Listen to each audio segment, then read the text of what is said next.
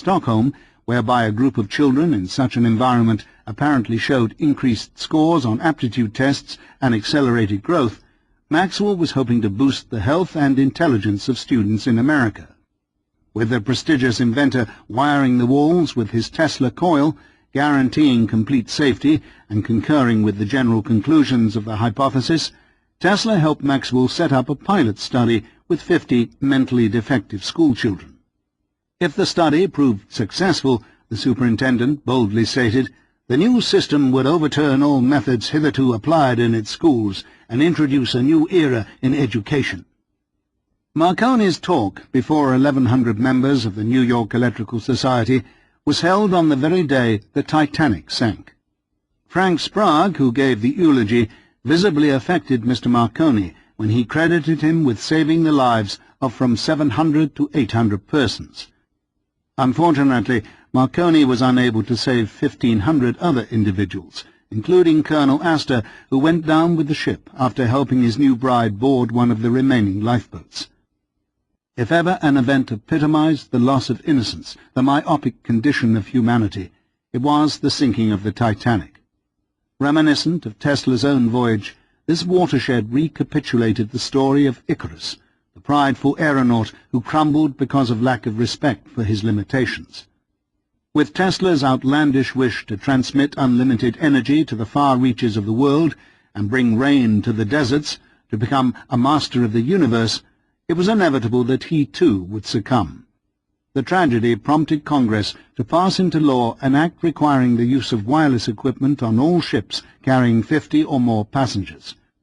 It also focused national attention on 21-year-old David Sarnoff, latter-day head of RCA, who was credited as the first wireless operator to pick up the Titanic distress signal. Tesla was not the only casualty in the wireless game. Reginald Fessenden's concern all but ceased functioning in 1912 due to his erratic nature, infighting and prolonged litigation. And Lee de Forest, who by now had nearly 40 patents in wireless, also went under when he was convicted with officers of his company in a stock fraud. Concerning Lowenstein, Tesla was backing his protégé's attempts to install equipment on U.S. Navy ships using equipment based on some of his fundamental designs. "He is much abler than the rest of the wireless men," he wrote Scherf, "so this has given me great pleasure." The one edge Lowenstein had over Marconi was the Italians' insistence on an all-or-nothing deal with the military. Either all ships were hooked into his system or none were. The U.S. government, however, was loath to relinquish their upper hand to a private concern, so Marconi had great difficulty integrating his system into the American marketplace.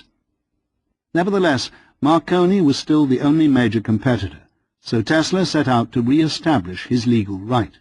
Conferring with his lawyers, the pioneer began a strategy to sue the pirate in every country he could. In England, Tesla had allowed an important patent to lapse, so progress there was halted.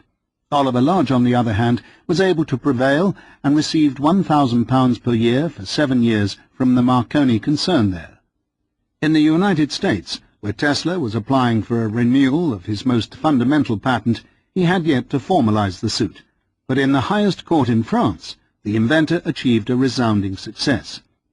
Sending his written testimony to Judge Monsieur Bonjean in Paris, Tesla explained his work in 1895 when he erected a large wireless terminal above the building and employed damped and undamped oscillations. He also enclosed 2 patents from 1897 and specifications for his teleautomaton, which confirmed that he had displayed it before G.D. Seeley, the Examiner-in-Chief of the U.S. Patent Office in Washington, D.C. in 1898.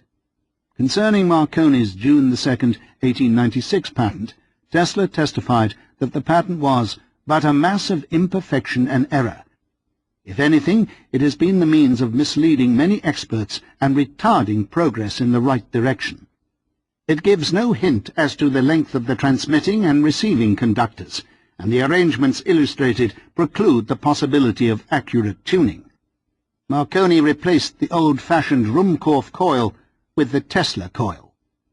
Speaking in support of Tesla's cause for Popov, Ducretet and Rochefort, the French company that had initiated the action, was electrical engineer Émile Girardot, who described in detail the technical accomplishments of Tesla's invention.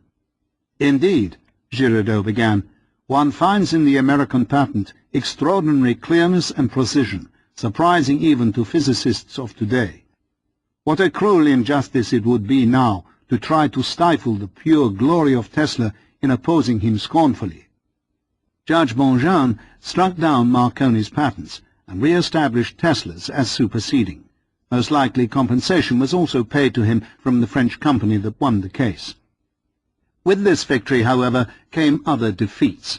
The year 1912 saw legal entanglements against Tesla by Edmund K. Stallo, who was seeking damages of $61,000 for advances tendered in 1906, and also the Westinghouse Corporation, which sued for $23,000 for equipment loaned out in 1907. In the first instance, the Stallo Syndicate, which had ties to Standard Oil, had invested only $3,500 and was frivolously suing for the promise of an enormous profit. The inventor's liability was thus minimal. In the second instance, Tesla argued that he was not personally liable, as the machinery was loaned to the company he was organizing. He did offer, however, to return the equipment, which was still being guarded at the Long Island laboratory. Although his financial losses were small, the negative publicity undermined his reputation and caused the inventor to become a more invisible presence at the prestigious Waldorf, where he was still residing and piling up debt. And then there was Mrs. Tierstein, who Tesla said wanted to shoot me for throwing electricity at her. Tesla pitied the poor woman, but had her sent by way of Judge Foster to the asylum. The suit by Westinghouse caused quite a stir among the inner circle, and even prompted Tom Edison to pen a rare missive of commiseration. February the 24th, 1912. My dear Mr. Edison, acknowledging your kind letter, I wish to reiterate the sentiments and express my great regret that I was unable to transmit them in person. With assurance of high regard, I remain as ever, N. Tesla. The Westinghouse Corporation, however, was not a monolithic enterprise, and its legal department in some ways was an autonomous entity. Tesla continued to borrow equipment on a regular basis throughout the period 1909 to 1917, and he frequently conferred with various engineers, particularly Charles Scott, whom he began educating in the field of wireless. Tesla also continued to meet with the recently deposed chieftain George Westinghouse, who was working in semi-retirement at his offices in New York City. I suppose you cannot help feeling disappointed at the ingratitude of some who are now heading the great enterprise which your genius has created, the inventor remarked.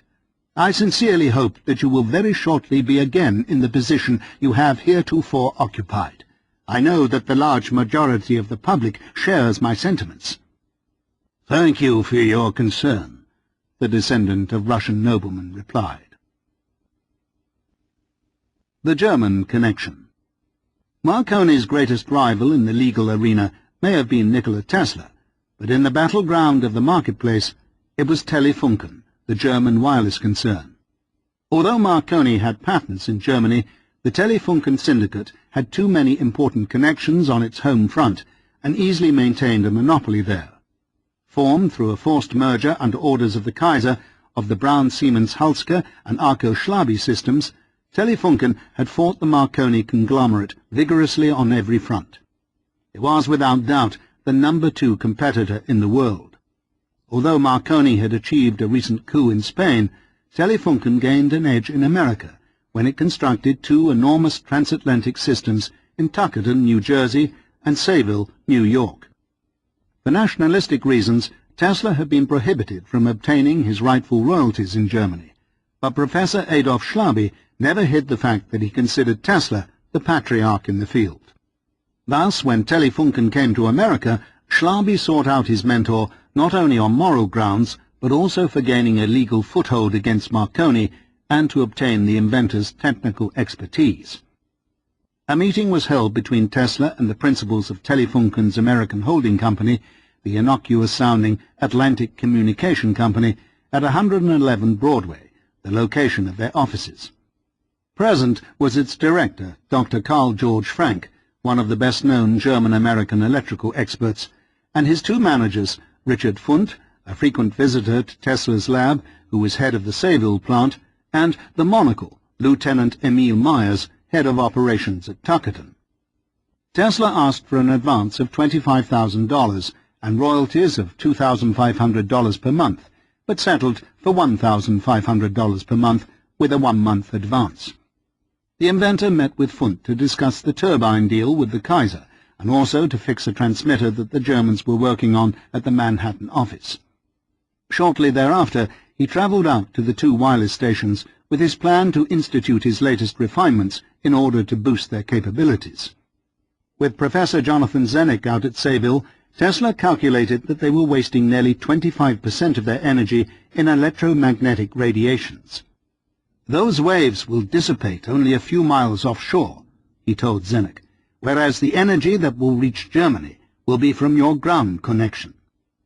After a grueling search along the imponderable ice field, John Jacob Astor's emaciated body was fished from the sea for a New York funeral. Documents from his estate revealed 500 shares of Tesla Electric Company. A year later, J. Pierpont Morgan, the Sultan of Wall Street, the octopus, was dead. Considering the resentment and disillusionment the inventor felt, he also bore great admiration for the man he called a towering historical figure. Although Morgan's son-in-law, Herbert Satterley, could only provide a back-row seat at the chapel, nevertheless, even to be present at the solemn occasion was a great honour. The hall was speckled with numerous faces of colleagues and adversaries, many of whom could track a large percentage of their wealth and even their station to Tesla's creations. No doubt the inventor endured some snickering, particularly from the Hydra's underlings, but Tesla, ever the nobleman, transcended the petty titters as he walked up to Anne and J.P. Jr. "Please accept my heartfelt condolences on the death of the great man who was head of your famous firm," he told them. "When I can feel such a void in my heart and brain at the passing of Morgan, I can appreciate in a measure the depth of feeling of those who were his lifelong comrades. All the world knew him as a genius of rare powers, but to me he appears as one of those colossal figures of the past which mark epochs in the evolution of human thought."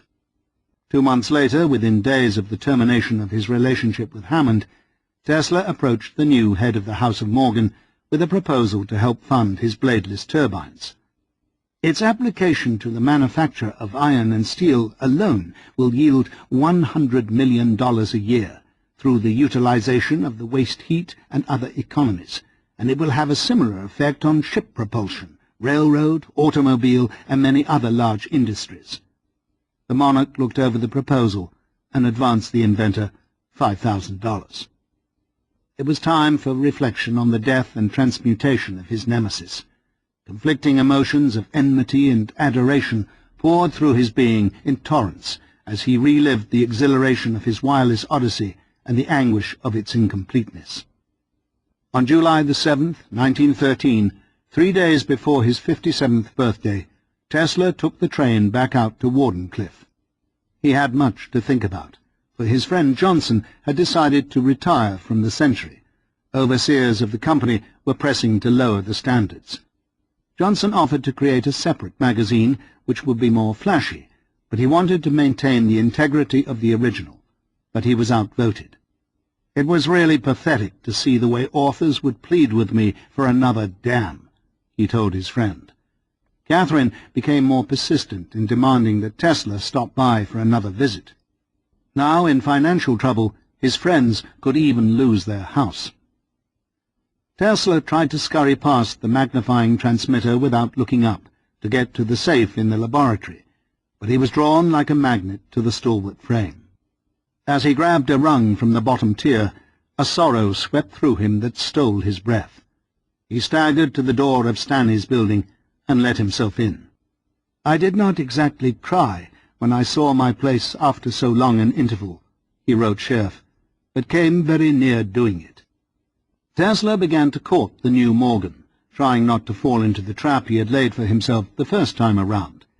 He sent Jack an articulate proposal outlining his wireless enterprise, an explanation of his outstanding debt, an arrangement with his father, and also his plans in the field of fluid propulsion, that is, bladeless turbines. In either of these fields in which I have the good fortune to be a pioneer, the possibilities are immense, and I can vouch for the fullest success. But my appeal for your support is on a higher plane. The proposition which I would respectfully submit is to organize 2 companies and to turn over to you my entire interests in both, of which you may accord me such a part as you deem best." "I'm greatly impressed with your offer," Jack responded, "but of course I could not consent to doing as you suggest. I wish to make a counter-offer, which is that you should proceed to organize your companies and, if and as they work out, repay to Mr. Morgan's estate, either in securities or in cash, the money Mr. Morgan advanced. It seems to me that you are entitled to the profits of these companies, but that Morgan would, in strict justice, be entitled to a return of his money if it could be arranged." Tesla left the meeting with the old itch reactivated and another check for $5,000. He thanked Jack for his encouragement and forwarded an open letter which he had written to His Grace, the Most Reverend Archbishop of Ireland. "The day is not distant when the very planet which gave him birth will tremble at the sound of his voice. He will harness the inexhaustible, intense energy of microcosmic movement, cause atoms to combine in predetermined forms. He will draw the mighty ocean from its bed, transport it through the air, and create lakes and rivers at will. He will command the wild elements. He will push on from great to greater deeds, until with his intelligence and force he will reach out to spheres beyond the terrestrial. It is now clear to me," Tesla told the new J.P., "that you are moved by the same great spirit of generosity which has animated your father, and I am more than ever desirous of enlisting your interest and support. Destiny has placed you in a position of great power and influence, and here is a wonderful opportunity. As for myself," the modest inventor continued, "I contemplated more than financial success. A great monument will no doubt be built to Mr. Morgan, but none in marble or bronze could be as lasting as the achievement which I have proposed to link with his memory." To reassert his dominance as the preeminent inventor in wireless, the inventor forwarded a transcript of the entire French litigation proceedings wherein Marconi's work was overturned in favor of his. If Jack could help fight the legal battle in the United States, the wireless enterprise which they contractually shared could be revived. Jack, however, was not smitten by the same vision of destiny, and graciously declined to become involved in Wardenclyffe in any way. He had not ruled out the turbines, however, and told the inventor to keep him informed of any progress. Tesla returned to the Edison Waterside Station with a new transfusion of 23 Wall Street blood. To reflect the reactivation of the resurrected alliance, the inventor set out to search for more fashionable chambers. Within a few months, he took up residence in the brand-new Woolworth building. Decorated with a gold-leafed emerald-colored mosaic ceiling in the lobby and located by City Hall near Wall Street on Park Row, the Gothic-styled Woolworth soared above the city to the dizzying height of 800 feet, eclipsing the Metropolitan Towers as the loftiest skyscraper in the world. Tesla took the Johnsons along to the gala opening. The banquet began with the illumination of the building's 80,000 light bulbs by President Woodrow Wilson, who pressed a button in Washington, D.C. Tesla met with the mayor, Mr. Dime Store Woolworth, and other dignitaries, and then Catherine lured her 2 escorts into one of the 24 high-speed elevators to the roof, where they could gaze out over the sprawling megalopolis. "Do not worry about finances, Luca," Tesla said confidently. "Remember, while you sleep, I work and am solving your problems." Johnson brought up the old AC polyphase debacle, and Tesla replied that there were billions invested in it now. "I won every suit without exception, and had it not been for a scrap of paper, I would have received in royalties Rockefeller's fortune. But, just the same, I feel I am safe to invite you to dinner." Tesla's wit and latest maneuver once again brought a needed smile to the oft-brooding Mrs. Philipov. As usual, when the wizard returned to her orb, she seemed to step back from the veil. Johnson, however, reiterated his concern that without a job, 327 Lexington Avenue would go on the market. "Please take my words seriously," Tesla insisted. "Do not worry, and write your splendid poetry in perfect serenity. I will do away with all difficulties which confront you. Your talent cannot be turned into money, but mine is one which can be transformed into carloads of gold. This is what I'm doing now." During this period, Tesla continued to pay back monies owed the Johnsons as he labored with his new engines. Throughout the latter half of 1913, the inventor prepared a careful marketing plan to exploit his new device. Not only would he show Hammond that he had made a costly mistake, he would also set up an industry that would ensure the finances necessary to return to his beloved Long Island Tower. His best leads came from the Ford Motor Company in the United States and the Bergmann Works in Germany. Tesla had known Sigmund Bergmann since his first days in America. Bergmann had emigrated from Germany even before Tesla and became a valued employee, private partner, and manufacturer for Thomas Edison. Maintaining a separate company from the other Edison works, Bergmann became highly successful. He returned to Germany in the early 1900s, becoming one of the leading manufacturers for the Kaiser, a man who had also attempted to woo the Serb, especially before the turn of the century when he was demonstrating his fantastic inventions in Europe and America. In September, Tesla forwarded photographs of his turbines and invited Morgan to the waterside station to see them in person. However, Morgan was sailing for Europe.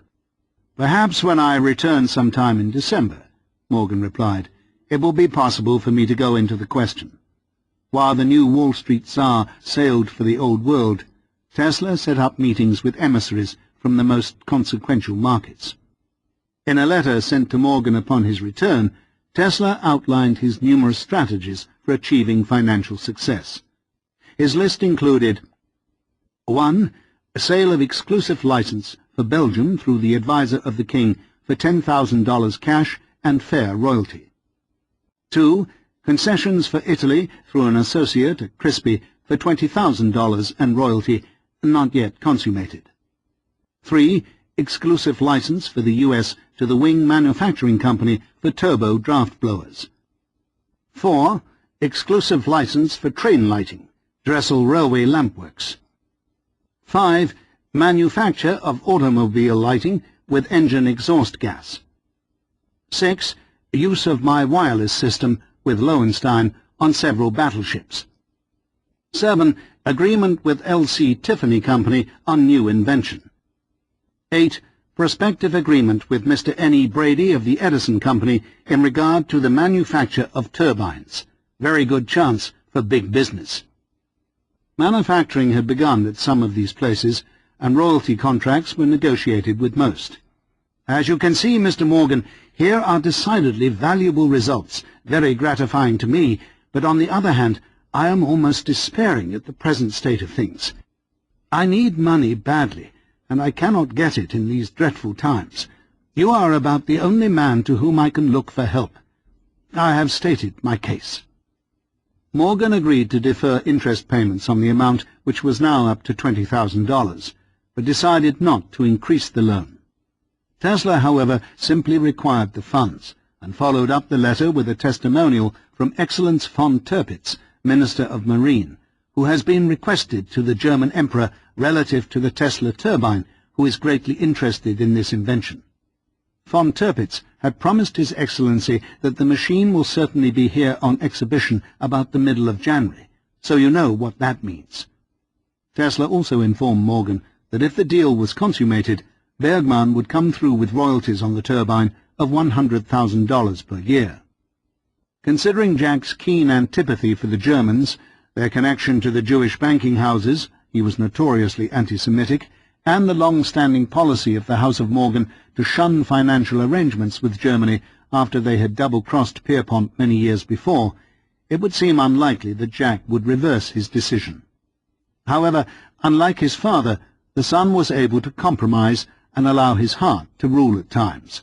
He graciously changed his mind and forwarded the additional funds. As Tesla awaited news from the Bergmann Works, he labored to perfect a new speedometer he had invented. The device, much simpler than the one then being used, would cost half as much to produce and had a market in the hundreds of thousands. Considering that his selling price would be around $25 each, the potential for large profits was great, and Tesla offered the deal to Morgan. Jack declined and asked again for the interest payment due on the loan. "In the turbine proposition," Tesla replied, "I have received a painful setback. I installed the machine at the Edison plant and made some very gratifying tests, but soon discovered that the castings of the bearings were full of small holes which allowed the water to enter and made it hazardous to run. Tesla had to renew the part, but spent considerably more money than expected. He also had lawyers' fees to contend with because of the upcoming suit with Marconi, so he requested that Morgan either be patient or help with the bills to complete the turbine project or protect their other common interest."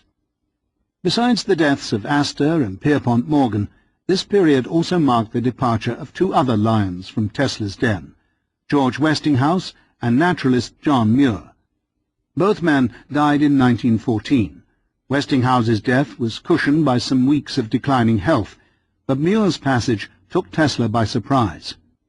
"He seemed so vigorous in mind and body when I saw him not long ago," the technological conservationist told the Johnsons. Only a few years before, the sky had been blanketed with hundreds of thousands of passenger pigeons, and the beauty of nature had been rekindled with Muir's inspirational writings. As Tesla strolled to his favorite spot by the 42nd Street Library to spread seed among the bird's domestic cousins and consider a new tack for instituting his wireless scheme, the last passenger pigeon disappeared from the earth. Jack Morgan spent time with one of the few Jews he liked, Daniel Guggenheim, organizing Kennecott Copper, America's biggest copper producer. Tesla sent his tribute to Westinghouse to Electrical World. It was published with the comments of other colleagues such as William Stanley, Louis Stilwell, and Frank Sprague. "I like to think of George Westinghouse as he appeared to me in 1888 when I saw him for the first time. The tremendous potential energy of the man had only in part taken kinetic form, but even to a superficial observer the latent force was manifest. An athlete in ordinary life, he was transformed into a giant when confronted with difficulties which seemed unsurmountable. He enjoyed the struggle and never lost confidence. When others would give up in despair, he triumphed. Had he been transferred to another planet with everything against him, he would have worked out his salvation. His was a wonderful career filled with remarkable achievements. He was a great pioneer and builder, whose work was of far-reaching effect on his time and whose name will live long in the memory of men." 40. Fifth column, 1914 to 1916. Navy Department, Washington, D.C. September 14th, 1916. Sir, in the files of the Bureau of Steam Engineering is found a copy of a letter by Nikola Tesla to the Lighthouse Board under date of September 27th, 1899, from the experimental station Colorado Springs. This letter is evidently an answer to a communication from the Lighthouse Board requesting information as to Tesla's ability to supply wireless telegraph apparatus. This letter may be made use of in forthcoming litigation in which the government is involved, as the discovery of suitable proof of priority of certain wireless usages by other than Marconi might prove of great aid to the government. Sincerely yours, Franklin D. Roosevelt, Acting Secretary of the Navy. Within 2 weeks of the beginning of World War I, Germany's transatlantic cable was severed by the British. The only reasonable alternative for communicating with the outside world was through Telefunken's wireless system. Suddenly, the Tuckerton and Sayville plants became of paramount concern. The Germans obviously wanted to maintain the stations to keep the Kaiser abreast of President Woodrow Wilson's intentions, but the British wanted them shut down. In March 1914, Marconi was made a senatore in Italy, a distinguished man of science, and he spoke before the royal couple. In July, in Great Britain, the land of his mother, he was decorated by the King at Buckingham Palace. Now the fight against Telefunken would be fought on military as well as commercial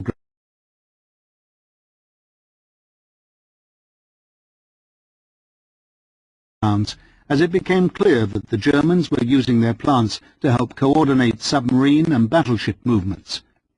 The wireless lines also marked the burgeoning alliance forming between Italy and the British Empire. As a pacifist, Wilson maintained a strict policy of neutrality, a position bolstered by war hero and former President Teddy Roosevelt, himself a contender for the upcoming 1916 election. Although officially neutral, the sentiments of the majority of the American population was with England, particularly after Germany stormed through the peaceful Kingdom of Belgium. Nevertheless, fully 1/10 of the population was of German stock, and their sentiments were with the other side. George Sylvester Viereck, the country's leading poet, colleague of Johnson and Tesla's friend, began to sense the growing shift away from neutrality, especially after the U.S. Navy appropriated the Tuckerton plant to send its own radio-coded messages abroad. Having just returned from Berlin and the midst of war, Viereck courted Teddy Roosevelt and emissaries of President Wilson. Simultaneously, he began a new publication with other leading German Americans. Initially welcomed by the press, The Fatherland soon achieved a subscription base of 100,000. Ignoring Viereck's plea for neutrality, Wilson prepared a presidential decree, declaring that all radio stations within the jurisdiction of the United States of America were to be prohibited from transmitting or receiving messages of an unneutral nature. By virtue of authority vested in me by the Radio Act, the President continued, one or more of the high-powered radio stations within the jurisdiction of the United States shall be taken over by the government. Throughout the beginning of the war, Tesla stepped up his legal campaign against Marconi and continued to advise and receive compensation from Telefunken. Since the country was officially neutral, America would not enter the war for another 3 years, the arrangement was entirely above board. Nevertheless, few people knew about the German Tesla link, although the inventor made no secret of it to Jack Morgan. February the 19th, 1915. Dear Mr. Morgan, I am expecting to embody in their plant at Sayville some features of my own which will make it practicable to communicate with Berlin by wireless telephone, and then royalties will be very considerable. We have already drawn papers. Camouflaged by the smoke screen of the American-sounding Atlantic Communication Company, Telefunken swiftly moved to increase the power of its remaining station at Sayville. Located near the town of Patchogue, out on the flats of Long Island, just a few miles from Wardenclyffe, the Sayville complex encompassed 100 acres and employed many German workers. With its main offices in Manhattan and its German director, Dr. Karl George Frank, an American citizen, Telefunken was legally covered, for no foreigner could own a license to operate a wireless station in the country. Thus Marconi also had an American affiliate. It was an easy matter for Tesla to confer with Atlantic in the city and also go out to the site of the plant. Within 2 months of Tesla's letter to Morgan, the plant at Sayville tripled its output by erecting 2 more pyramid-shaped transmission towers 500 feet tall. Utilizing Tesla's theories on the importance of ground transmission, resonating accoutrements spread out over the land for thousands of more feet. Thus, by shifting emphasis away from aerial transmission, Telefunken's output was boosted from 35 kilowatts to over 100, catapulting Germany into the #1 spot in the wireless race. The New York Times reported on their front page, few persons outside radio officials knew that Sayville was becoming one of the most powerful transatlantic communicating stations in this part of the world. Tesla sues Marconi on wireless plant. Alleges that important apparatus infringes prior rights. Calling wireless the greatest of all inventions, Tesla made an additional appeal for legal assistance to Morgan. Can you put yourself for a moment in my place? He wrote the financier. Surely you are too big a man to permit such an outrage and historical crime to be perpetuated as is now being done by cunning promoters. Expecting to receive satisfaction from the government, since they had installed $10 million of his apparatus, the inventor also revealed that the Marconi people approached me to join forces, but only in stock, and this is not acceptable. Again Morgan declined assistance in protecting their patents held in common. The Wall Street mogul, however, had not at all abandoned the field, for he was funding a college radio station near Boston at Tufts University. The years preceding America's entrance into World War I contained an overwhelming quagmire of litigation involving most countries and virtually every major inventor in the wireless field. At about the time of Tesla's breakup with Hammond, Fritz Lowenstein, who was paying royalties to both men and to Morgan through Tesla, began installing wireless apparatus aboard Navy ships. Although the equipment was also being used by Hammond to test the guided missiles, this work was classified, and Hammond's patents became immune from litigation. Aside from Tesla's priority battle, Telefunken was also suing Marconi, who in turn was suing the U.S. Navy as well as Fritz Lowenstein for patent infringement. During the following spring, Marconi was subpoenaed by Telefunken. Due to the importance of the case, he sailed off for America on the Lusitania, arriving in April 1915 to testify. "We sighted a German submarine periscope," he told astonished reporters and his friends at dockside. As 3 merchant ships had already been torpedoed without warning by the German U-boats the month before, Marconi's inflammatory assertion was not taken lightly. The Brooklyn Eagle reported that this suit brought some of the world's greatest inventors on hand to testify. Declared a victor in the Lowenstein proceedings by a Brooklyn District Court judge, Marconi clearly had the press behind him. Nevertheless, he was beaten by the Navy in his first go-around with them, so this case against Telefunken, with all the heavyweights in town, promised to be portentous. Once and for all, it appeared, the true legal rights would be established in America. Aside from Marconi, there was, for the defense, Columbia professor Mikhail Pupin, whose testimony was even quoted in papers in California. With braggadocio, Pupin declared, "I invented wireless before Marconi or Tesla, and it was I who gave it unreservedly to those who followed. Nevertheless," Pupin continued, "it was Marconi's genius who gave the idea to the world, and he taught the world how to build the telegraphic practice upon the basis of this idea. As I did not take out patents on my experiments, in my opinion, the first claim for wireless telegraphy belongs to Mr. Marconi absolutely, and to nobody else." Watching his fellow serve upon the stand, Tesla's jaw dropped so hard it almost cracked upon the floor. When Tesla took the stand for Atlantic, he came with his attorney, Drury W. Cooper, of Kerr, Page & Cooper. Unlike Pupin, who could only state abstractly that he was the original inventor, Tesla proceeded to explain in clear fashion all of his work from the years 1891 to 1899. He documented his assertions with transcripts from published articles, from the Martin text, and from public lectures, such as his well-known wireless demonstration which he had presented to the public in St. Louis in 1893. The inventor also brought along copies of his various requisite patents which he had created while working at his Houston Street lab during the years 1896 to 99. Court: What were the greatest distances between the transmitting and receiving stations? Tesla: From the Houston laboratory to West Point, that is, I think, a distance of about 30 miles. Court: Was that prior to 1901?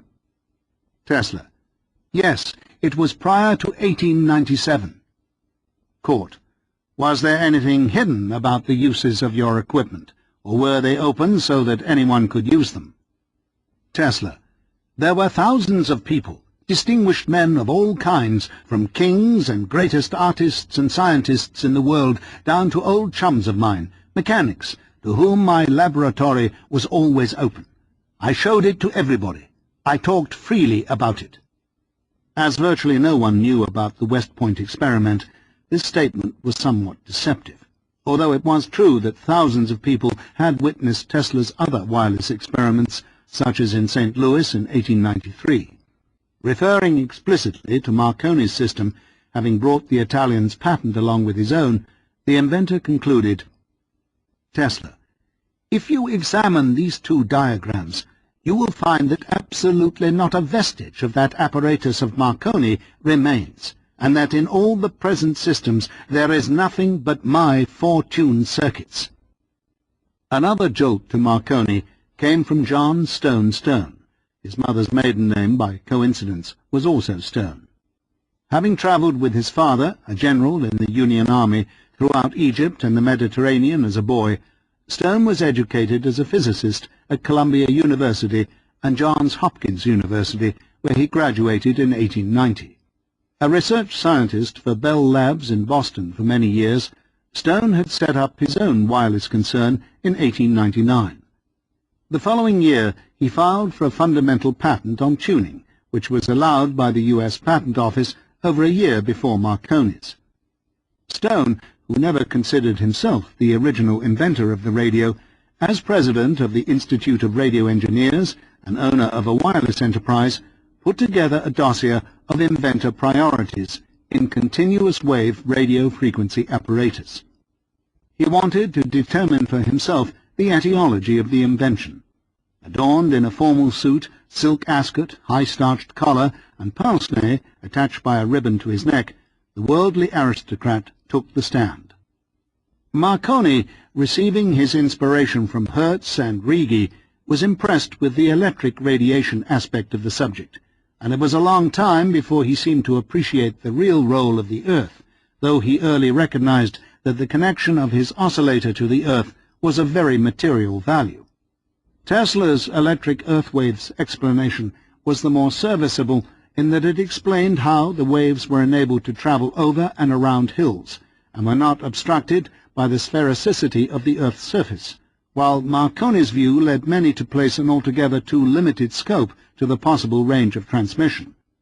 With the removal of the spark gap from the antenna, the development of earthed antenna, and the gradual enlargement of the size of stations, greater range could be obtained with larger power used at lower frequencies, and the art returned to the state to which Tesla developed it. Attributing the opposition, and alas even himself, to having been afflicted with intellectual myopia, Stone concluded that although he had been designing wireless equipment and running wireless companies since the turn of the century, it wasn't until he commenced with this study that he really understood Tesla's trailblazing contribution to the development of the field. I think we all misunderstood Tesla, Stone concluded. He was so far ahead of his time that the best of us mistook him for a dreamer. Another case, which did not receive much publicity, but which became vital to the Supreme Court's 1943 ruling in Tesla's favor, was Marconi versus U.S. Navy, brought July the 29th, 1916, 2 years after their first go-around. The Italian was seeking $43,000 in damages, suing for infringement of fundamental wireless patent number 763,772, which had been allowed in June 1904. E.F. Sweet, acting Secretary of the Navy and also Assistant Secretary Franklin D. Roosevelt, began a correspondence in September to review Tesla's 1899 file to the Lighthouse Board. The history of Marconi's patent applications to the U.S. Patent Office provided additional ammunition. In 1900, John Seymour, the Commissioner of Patents, who had protected Tesla against the demands of Mikhail Pupin for an AC claim at the same time, disqualified Marconi's first attempts at achieving a patent because of prior claims of Lodge and Brown, and particularly Tesla. Marconi's pretended ignorance of the nature of a Tesla oscillator is little short of absurd, wrote the Commissioner. Ever since Tesla's famous 1891-93 lectures, widely published in all languages, the term Tesla oscillator has become a household word on both continents. The Patent Office also cited quotations from Marconi himself admitting use of a Tesla oscillator. 2 years later, in 1902, Stone was granted his patent on tuning, which the government cited as anticipating Marconi, and 2 years after that, after Seymour retired, Marconi was granted his infamous 1904 patent. Edwin Armstrong. "I've had a lot of fun at Columbia," Armstrong said. The lecturer in physics that semester loftily disparaged the experiments of Nikola Tesla. He even went so far as to say that there was very little originality about Tesla.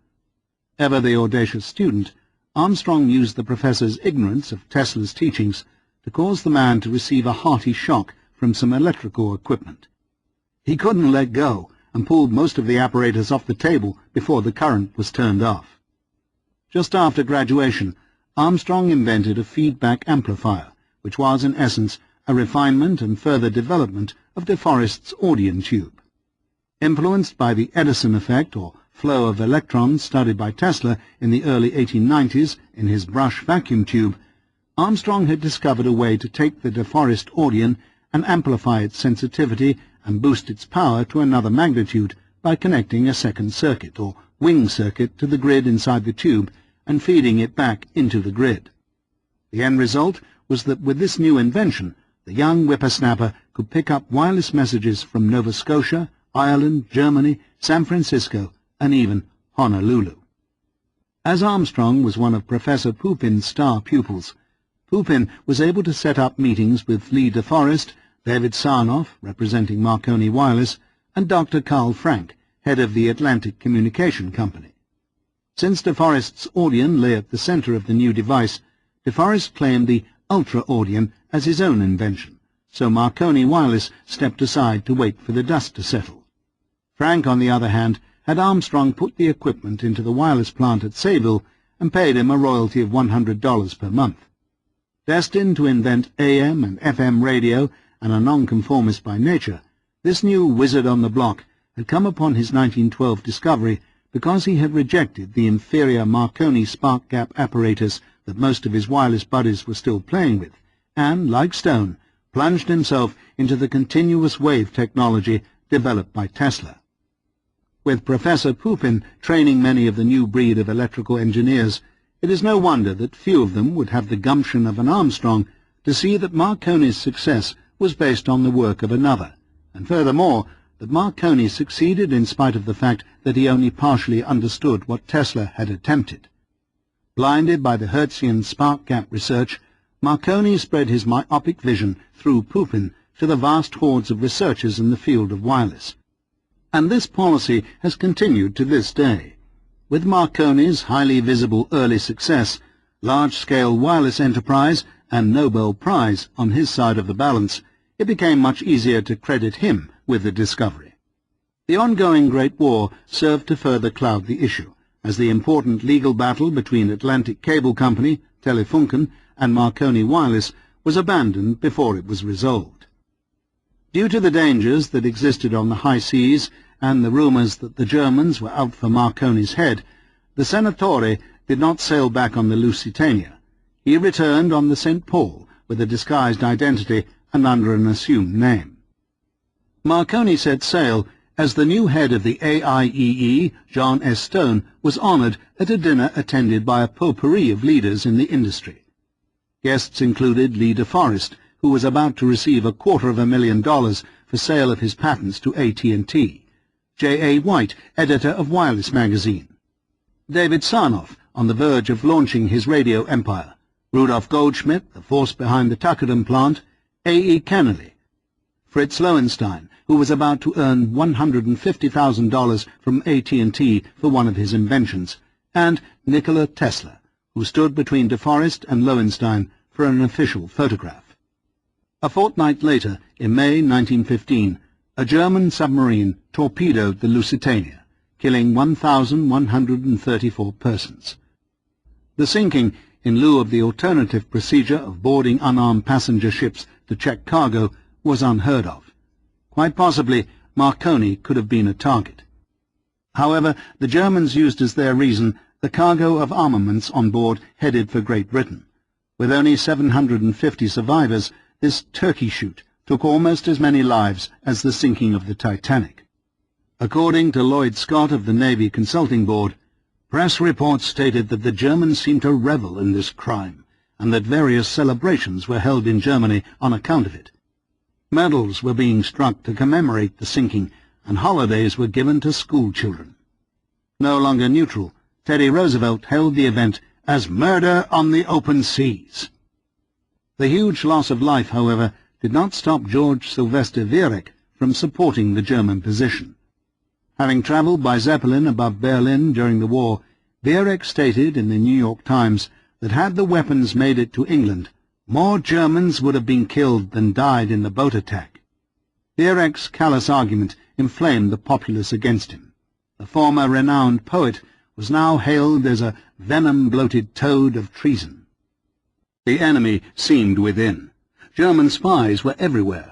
Reports started filtering in that the Germans were creating a secret submarine base around islands off the coast of Maine. It was also alleged that the broadcasting station out at Sayville was not merely sending neutral dispatches to Berlin, but also coded messages to battleships and submarines. As Tesla just a few months earlier had boasted to Morgan that he was working for the Germans, and with the Times reporting on their front page that Grand Admiral von Tirpitz was contemplating a more vigorous campaign against freight ships and planning a secret base on this side of the Atlantic, it was quite possible that the inventor became tainted with a smattering of venom-bloated toad's blood. On July the 2nd, 1915, the Senate chambers in Washington were rocked by a terrorist bomb. The following day, the fanatic who planted it, Frank Holt, a teacher of German from Cornell University, walked into Jack Morgan's Long Island home, toting a six-gun in each hand. With his wife and daughter leaping at the assailant, Morgan charged forward. Shot twice in the groin, Morgan was able, with the help of his fearsome wife, to wrestle the guns from the man and get him arrested. Recuperating at the hospital, the hero received a get-well letter from Nikola Tesla. When questioned, Holt claimed he had not planned to kill the Wall Street monarch. He only wanted the financier to stop the flow of arms to Europe. A few days later, as Morgan recovered quickly and fired all German and Austrian workers from his office, the self-righteous pacifist committed suicide in his jail cell. His secret had been unveiled. Holt's real name was Dr. Erich Münter. He was a former German teacher from Harvard who had disappeared after murdering his wife with poison in 1906. A week later, on Tesla's 59th birthday, the Times reported that not only were the Germans dropping bombs over London from Zeppelins, they were also controlling air torpedoes by means of radio dynamics. Fired from Zeppelins, the supposed German aerial torpedoes can theoretically remain in the air 3 hours and can be controlled from a distance of 2 miles. Undoubtedly, this is the secret invention of which we have heard so many whispers that the Germans have held in reserve for the British fleet. Although it seemed as if Tesla's devil automata had come into being, as the wizard had predicted a decade before, Tesla himself announced to the press that the news of these magic bombs cannot be accepted as true, though they reveal just so many startling possibilities. Aghast at the pernicious existing regime of the Germans, Tesla accused Germany of being an unfeeling automaton, a diabolic contrivance for scientific, pitiless, wholesale destruction, the like of which was not dreamed of before.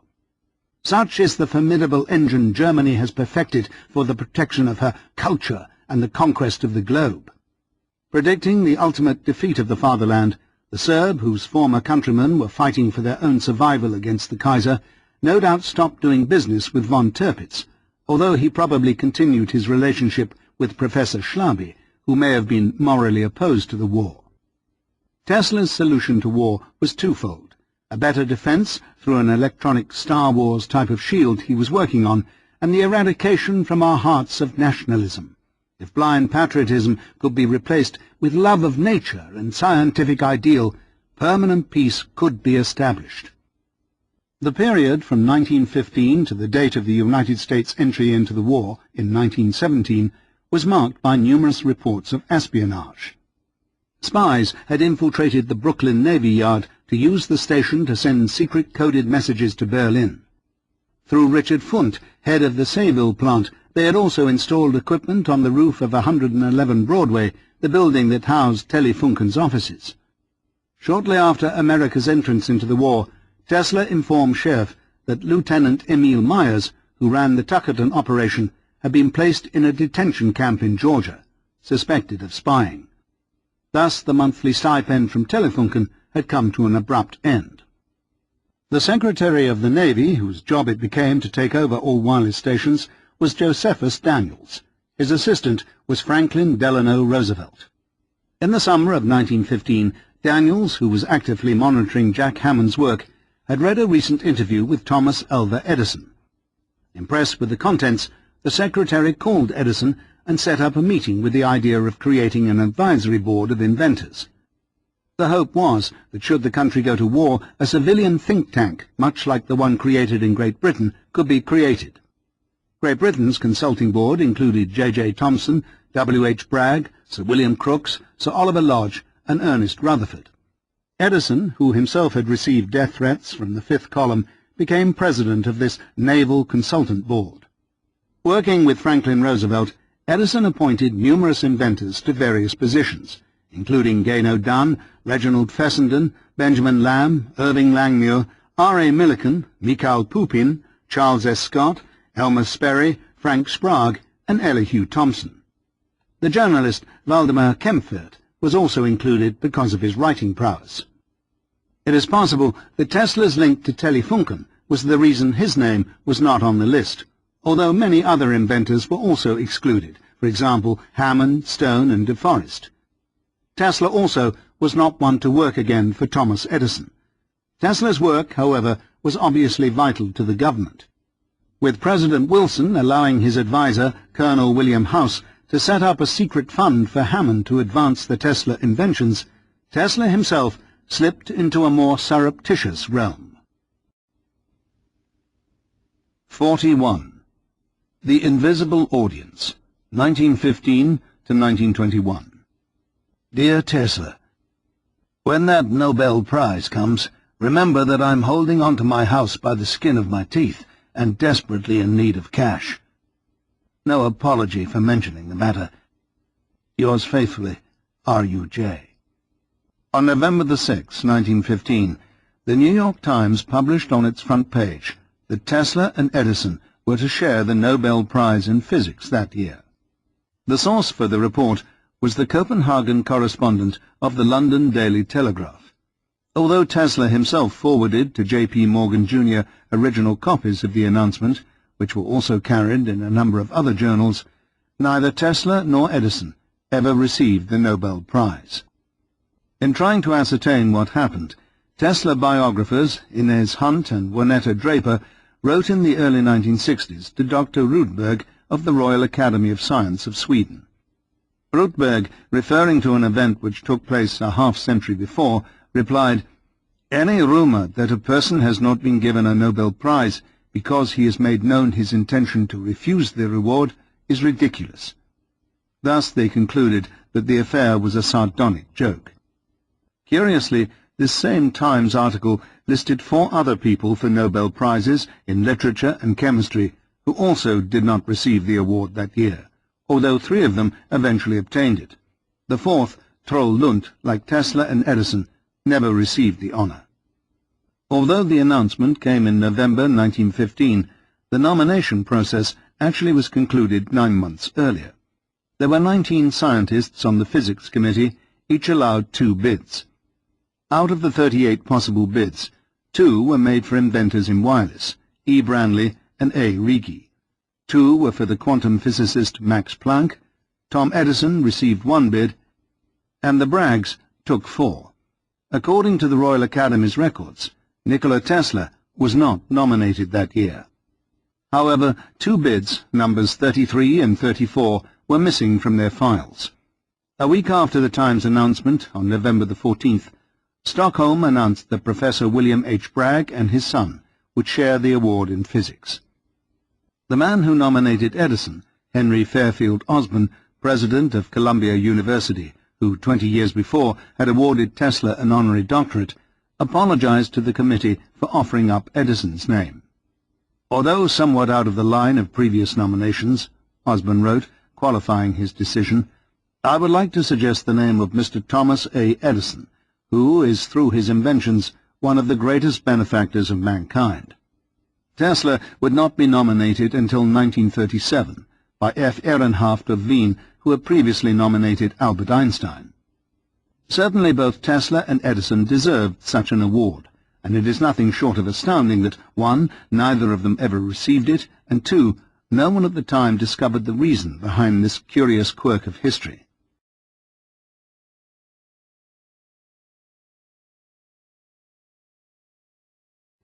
O'Neill, having interviewed Tesla on the subject, stated that Tesla made a definite distinction between the inventor, who refined pre-existing technology, and the discoverer, who created new principles. Tesla declared himself a discoverer and Edison an inventor, and he held the view that placing the two in the same category would completely destroy all sense of the relative value of the two accomplishments. Support for this interpretation can be found in a letter Tesla wrote to the Lighthouse Board in Washington from his Colorado Springs experimental station in 1899. The Navy had written to Tesla that they would prefer to give their impending wireless contract to an American rather than to Marconi. "Gentlemen," Tesla responded curtly, "much as I value your advances, I am compelled to say, in justice to myself, that I would never accept a preference on any ground, as I would be competing against some of those who are following in my path. Any pecuniary advantage which I might derive by availing myself of the privilege is a matter of the most absolute indifference to me." If no one else would recognize his genius, Tesla certainly did. He would not think twice about giving up mere cash when faced with the prospect of being compared, in this case, to Marconi. The following letter to Johnson, which the inventor took the time to rewrite in a careful hand, was penned just 4 days after the announcement, and 4 days before Sweden's decision to give the award to the Braggs. "My dear Luca, thank you for your congratulations. To a man of your consuming ambition, such a distinction means much. In 1,000 years there will be many thousand recipients of the Nobel Prize. But I have not less than 4 dozen of my creations identified with my name in technical literature. These are honors real and permanent, which are bestowed not by a few who are apt to err, but by the whole world, which seldom makes a mistake, and for any of these I would give all the Nobel Prizes which will be distributed during the next 1,000 years. This passage was contained in its entirety in the Hunt and Draper text. However, they incorrectly concluded that this sober message was overshadowed by jubilation because of the announcement. Johnson also incorrectly understood the full implication of the letter because in March 1916 he refers to the award fully expecting Tesla to receive it. In the New York Times interview on the day following their announcement, Tesla stated that Edison was worthy of 12 Nobel Prizes. The various Tesla biographers assumed that this was a public statement congratulating Edison, when in fact it was a piquant snub to the Nobel Committee. Tesla was stating between the lines that the Nobel Committee recognized only small accomplishments rather than truly original conceptualizations. "A man puts in here, in my Tesla coil, a kind of gap, he gets a Nobel Prize for doing it. I cannot stop it." Thus Edison's many better mousetraps could all be honored, but none of them, in Tesla's opinion, concerned the creation of new principles. They were simply refinements of existing apparatus. Edison would probably have agreed with Tesla on this point, for most of his inventions were actually further developments of other people's work. However, Edison did have a number of original discoveries and creations. In his own opinion, his most important contribution was the phonograph, which certainly was the work of genius, even by Tesla's criteria, and deserving of a Nobel Prize.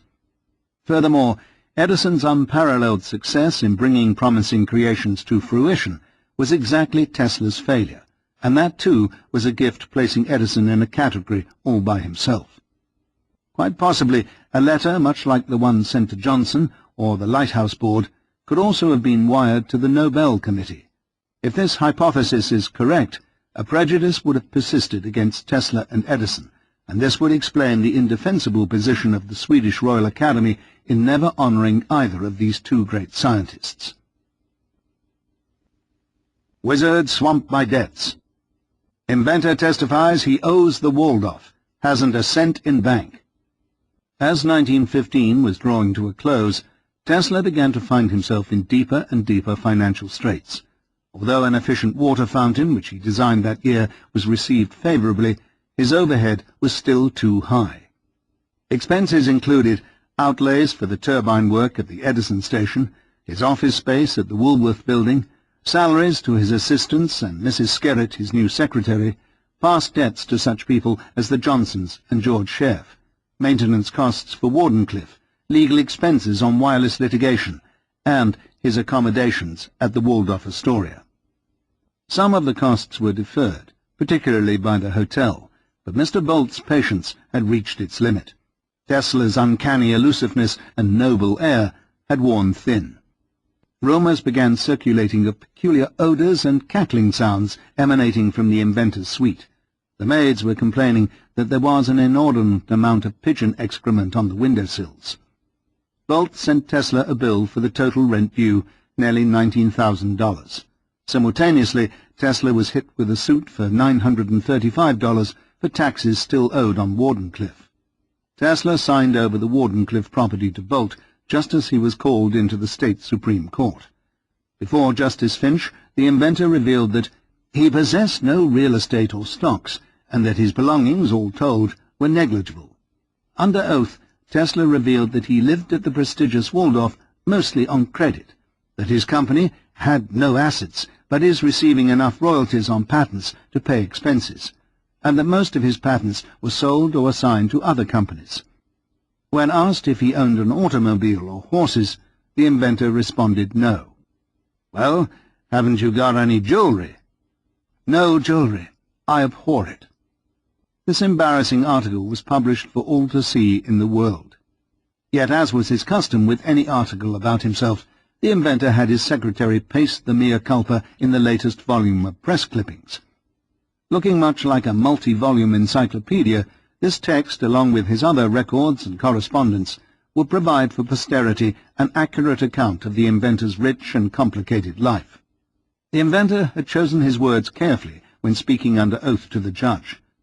As much as he loathed being in a debtor's position, he wanted the Morgans, Marconis, Franklin Roosevelts, and Woodrow Wilsons to know of his plight, for in the final analysis this shame would be theirs as much as his.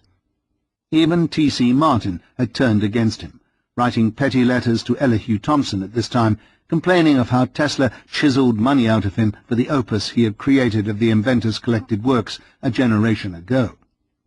Attempting to raise funds in a variety of ways, Tesla continued to try to market his speedometer, push to get monies from American firms for the bladeless turbines, and collect royalty payments from Lowenstein and Telefunken for the Tuckerton and Sayville plants. The elder statesman of invention also continued to write newspaper articles for the World and the Sun for ready cash, and he also moved to exploit other creations, such as his electrotherapeutic machines with Dr. Morell. Tesla wrote Scherf that he expected the medical market to be $3 to $4 million. The publication of his wretched state in the public forum and the transfer of Wardenclyffe to another party produced in Tesla a deep sense of anger and corresponding shame. For now the world had officially branded him a dud. If success is measured in a material way, it was clear that Tesla was the ultimate failure. On the exterior, the inventor kept up appearances, but this event would mark the turning point in his life. Now he began the slow but steady turning away from society. Simultaneously, he travelled to live in other states, in part to conduct business in a fresh atmosphere, and in part to remove himself from a hostile environment. He wrote a letter to Henry Ford in Detroit, hoping finally that the auto magnate would recognize the great advantages of his steam engine.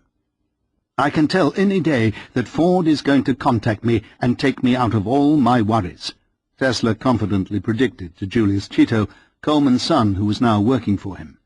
Sure enough, one fine morning a body of engineers from the Ford Motor Company presented themselves with the request of discussing with me an important project, Tesla revealed a few years later. "Didn't I tell you?" the prophet remarked triumphantly. "You are amazing, Mr. Tesla," Julius responded. "Everything is coming out just as you predicted." As soon as these hard-headed men were seated, Tesla continued, I, of course, immediately began to extol the wonderful features of my turbine, when the spokesman interrupted me and said, We know all about this, but we're on a special errand. We have formed a psychological society for the investigation of psychic phenomena, and we want you to join us in this undertaking. Flabbergasted, Tesla contained his indignation long enough to escort the wayward explorers to the street. A meeting with a princess. Suffering from an attack of the grippe throughout the first month of 1916, Tesla made the newspapers by posing for a portrait for the provocative painter Princess Wilna Lwow-Paley. Daughter of Baroness von Zollendorf and married and divorced from Prince Lwow of Russia, Wilna had painted the portraits of such greats as Field Marshal von Moltke, Bismarck, the Baroness Rothschild, Andrew Carnegie, Thomas Edison, and Teddy Roosevelt. Reluctant at first to sit because of superstitious feelings of foreboding, Tesla soon acquiesced and found a comfortable chair among Her Highness's various pets, which included at one time or another 2 dogs, an Angora cat, a bear, lion cub, alligator, ibis, and 2 falcons. Recently kicked out of the plaza for unpaid bills totaling $12,000, perhaps the princess shared a good laugh with the Serbian nobleman, who himself was in a similar predicament.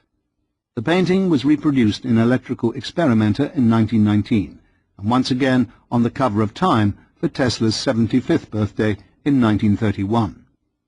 This time period also saw the arrival of Tesla's sister's son, Nicholas Tebeyevich, himself an inventor who wanted to work as Tesla's assistant. Apparently Tesla was unable to spend much time with his nephew. Feeling rebuked, Tebeyevich turned to the local Serbian community, where he found a willing Professor Mikhail Pupin, who took the lad under his wing and on a tour of the city. Tebeyevich endeared himself to the great professor, and they became friends. Tebeyevich would come to develop in the 1920s and 1930s the hypoid gear and several sophisticated improvements in steering for the automotive industry. Working with mathematical principles, this inventor designed an elegant way to lower the drive shaft running from the motor to the rear axle nearly a foot. This advance enabled running boards to be eliminated, thereby allowing the car to become more streamlined. Simultaneously, it earned Tebeyevich a tidy sum.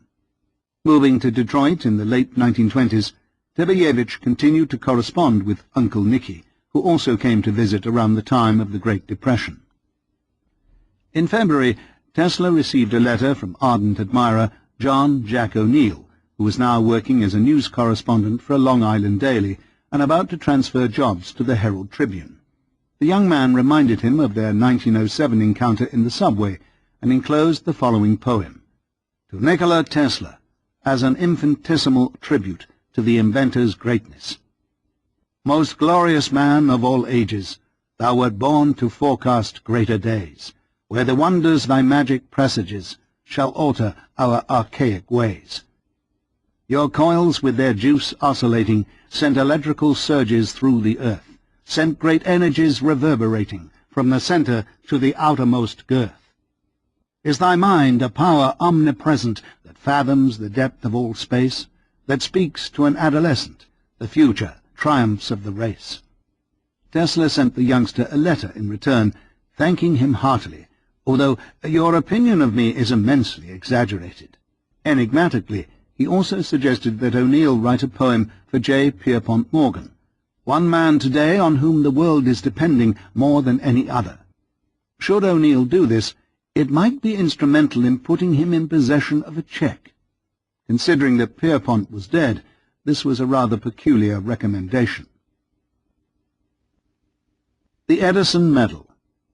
Were we to seize and to eliminate from our industrial world the results of Mr. Tesla's work, the wheels of industry would cease to turn. Our towns would be dark, our mills would be dead and idle.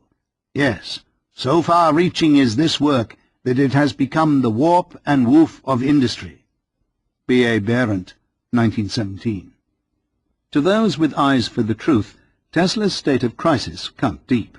One engineer in particular, Bernard A. Berendt, the Swiss émigré, who had refused to testify against him during the malevolent AC patent litigation days, felt the urgency to act. Clearly, it was Berendt's goal to help restore the reputation of his spiritual benefactor.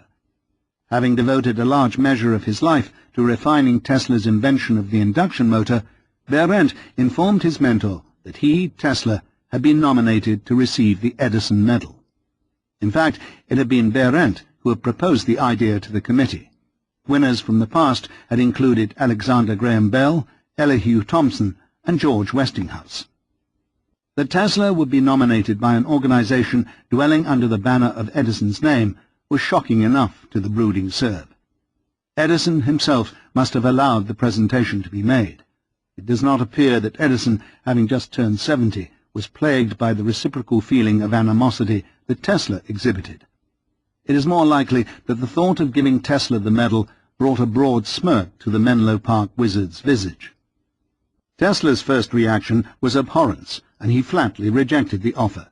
But Berendt persisted. Here was an opportunity to recognize a worthy recipient alone for his singular contributions. "Who do you want remembered as the author of your power system?" Berendt inquired. "Ferraris? Schallenberger? Stilwell or Steinmetz?" Tesla reluctantly capitulated.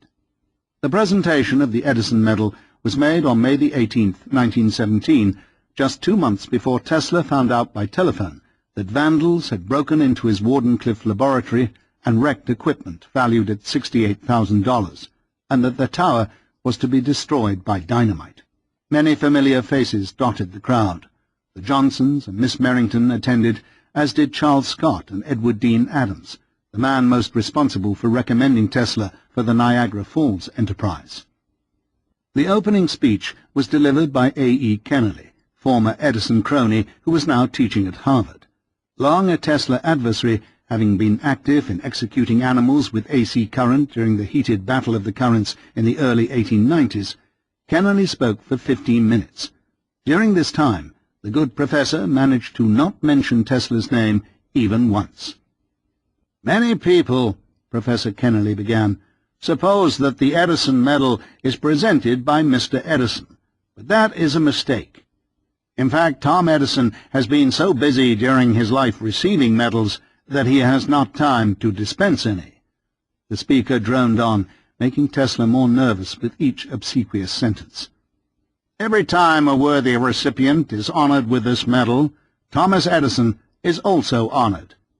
In fact," the Edison man continued, "we may look forward to a time, say 1,000 years hence, when, like this evening, the 1,007th recipient will receive the Edison Medal, and once again Edison's achievements will be honored."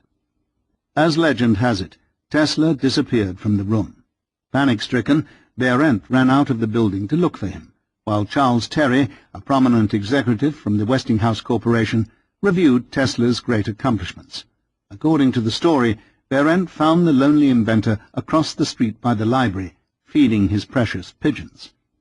During Berendt's introduction, he stated, perhaps to counter Kennelly's opening speech, "The name of Tesla runs no more risk of oblivion than does that of Faraday or Edison. What can a man desire more than this?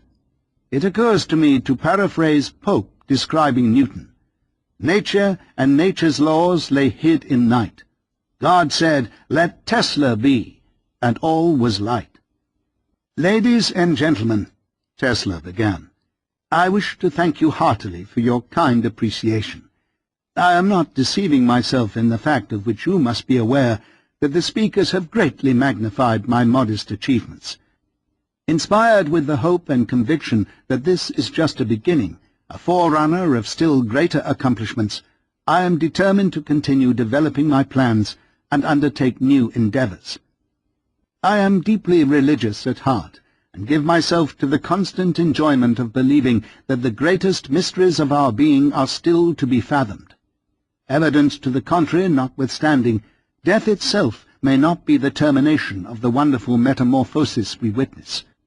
In this way, I manage to maintain an undisturbed peace of mind, to make myself proof against adversity, and to achieve contentment and happiness to a point of extracting some satisfaction even from the darker side of life, the trials and tribulations of existence.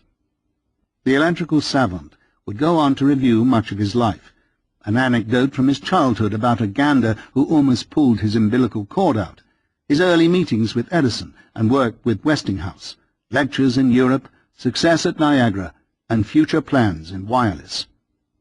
"I have fame and untold wealth, more than this," the inventor concluded, "and yet how many articles have been written in which I was declared to be an impractical, unsuccessful man, and how many poor, struggling writers have called me a visionary.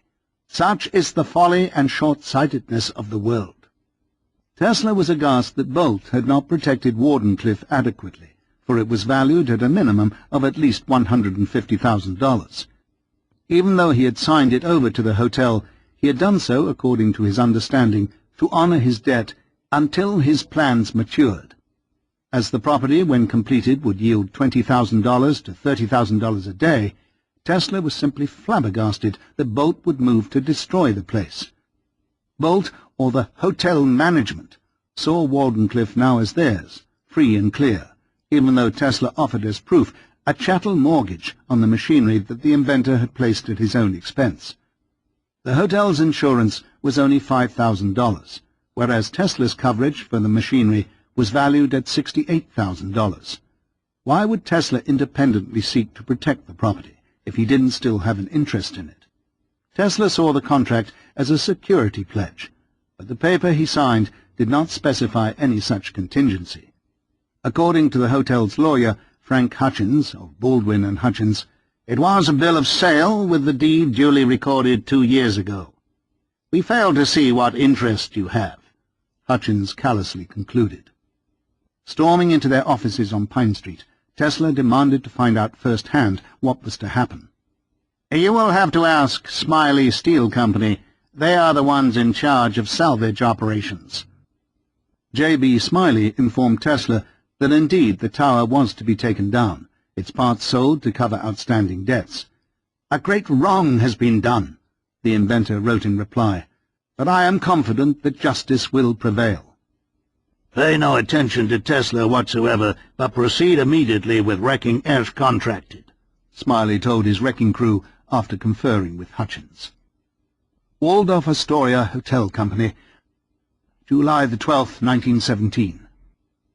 Gentlemen, I have received reports which have completely dumbfounded me, all the more so as I am now doing important work for the government with a view of putting the plant to a special use of great moment. I trust that you will appreciate the seriousness of the situation and will see that the property is taken good care of and that all apparatus is carefully preserved. Very truly yours, N. Tesla. The wizard decided that the only way to save Wardenclyffe was to extol its virtues as a potential defensive weapon for the protection of the country.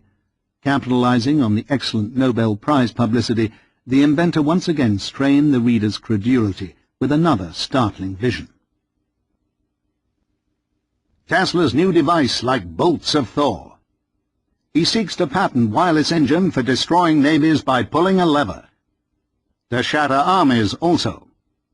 Nikola Tesla, the inventor, winner of the 1915 Nobel Physics Prize, has filed patent applications on the essential parts of a machine, the possibilities of which test a layman's imagination and promise a parallel to Thor's shooting thunderbolts from the sky to punish those who have angered the gods. Dr. Tesla insists there is nothing sensational about it. It is perfectly practicable to transmit electrical energy without wires and produce destructive effects at a distance. I have already constructed a wireless transmitter which makes this possible. 10 miles or 1,000 miles, it will be all the same to the machine, the inventor says. Straight to the point on land or on sea, it will be able to go with precision, delivering a blow that will paralyze or kill as it is desired. A man in a tower on Long Island could shield New York against ships or army by working a lever, if the inventor's anticipations become realizations. Tesla would not draw up an official paper on the particle beam weapon or death ray for another 20 years, yet it is clear that he had conceived the machine by this time, probably creating prototypes as far back as 1896, when he was bombarding targets with Roentgen rays. In a serious plight, with nowhere else to turn, the inventor contacted Morgan once again to ask for assistance. This was his last chance to protect his wireless patents and save the tower. "Words cannot express how much I have deplored the cruel necessity which compelled me to appeal to you again," the inventor explained, but it was to no avail. He still owed Jack $25,000 plus interest. The financier ignored the entreaty and quietly placed Tesla's account in a bad debt file. In February 1917, the United States broke off all relations with Germany and seized the wireless plant at Sayville. 30 German employees of the German-owned station were suddenly forced to leave, and enlisted men of the American Navy have filled their places. Guards were placed around the plant as the High Command decided what to do with the remaining broadcasting stations lying along the coast. Articles began springing up like early crocus to announce the potential existence of yet another concealed wireless station able to supply information to German submarines regarding the movement of ships. 19 more taken as German spies. Dr. Carl George Frank, former head of Sayville Wireless, among those detained. On April 6, 1917, President Wilson issued a proclamation seizing all radio stations. Enforcement of the order was delegated to Secretary Daniels. It is understood that all plants for which no place can be found in the Navy's wireless system, including amateur apparatus for which close search will be made, are to be put out of commission immediately. Clearly an overt decision had to be made about the fate of Wardenclyffe. Tesla's expertise was well known to Secretary Daniels and Assistant Secretary Franklin Roosevelt, as they were actively using the inventor's scientific legacy as ammunition against Marconi in the patent suit. Coupled with the inventor's astonishing proclamation that his tower could provide an electronic aegis against potential invasions, Wardenclyffe must have been placed in a special category. However, there were two glaring strikes against it. The first was that Tesla had already turned over the property to Mr. Bolt to cover his debt at the Waldorf. And the second was the transmitter's record of accomplishment, non-existent. What better indication of the folly of Tesla's dream could there be than the tower's own perpetual state of repose? To many, Wardenclyffe was merely a torpid monument to the bombastic prognostications of a not very original mind gone astray. From the point of view of the Navy, Tesla may have been the original inventor of the radio, but he was clearly not the one who made the apparatus work. A history of Navy involvement. In 1899, the U.S. Navy, via Rear Admiral Francis J. Higginson, requested Tesla to place a system of wireless telegraphy upon light vessel number 66 on Nantucket Shoals, Massachusetts, which lies 60 miles south of Nantucket Island. Tesla was on his way to Colorado and was unable to comply. Moreover, the Navy did not want to pay for the equipment, but rather wanted Tesla to lay out the funds himself. Considering the great wealth of the country, Tesla feigned astonishment at the penurious position of John D. Long, Secretary of the Navy, via Commander Perry, who brazenly forwarded the financial disclaimer on U.S. Treasury Department stationery. Upon Tesla's return to New York in 1900, he wrote again of his interest in placing the equipment aboard their ships. Rear Admiral Higginson, chairman of the Lighthouse Board, wrote back that his committee would meet in October to discuss with Congress the estimates of cost. Higginson, who had visited Tesla in his lab in the late 1890s, wanted to help, but he'd been placed in the embarrassing position of withdrawing his offer of financial remuneration because of various levels of bureaucratic inanity. Tesla spent the time to go down to Washington to confer face-to-face with the High Command. Hobson also negotiated on his friend's behalf, but Tesla was essentially ignored and returned to New York empty-handed and disgusted with the way he was treated. From the point of view of the Navy, wireless telegraphy was an entirely new field, and they were unsure what to do. Furthermore, they may have been turned off by Tesla's haughty manner, particularly when it came to being compared to Marconi, which had always enraged Tesla. Keep in mind, however, that the Navy took over 10 years to recompense Hammond for his work on radio-guided missiles, and even then they almost didn't come through. Tesla was by no means the only one to get the runaround from the military, and Hammond had the best connections possible through his influential father. In 1902, the Office of Naval Intelligence called Commodore F.M. Barber, who had been in retirement in France, back to the States and put him in charge of the acquisition of wireless apparatus for testing. Although still taking a frugal position, the Navy came up with approximately $12,000 for the purchase of wireless sets from different European companies. Orders were placed with Schlaby-Arco and Brown Siemens Halske of Germany and Popov, Ducretet and Rochefort of France. Bids were also requested from De Forest, Fessenden and Tesla in America, and Lodge Muirhead in England. Marconi was excluded because he arrogantly coveted an all-or-nothing deal.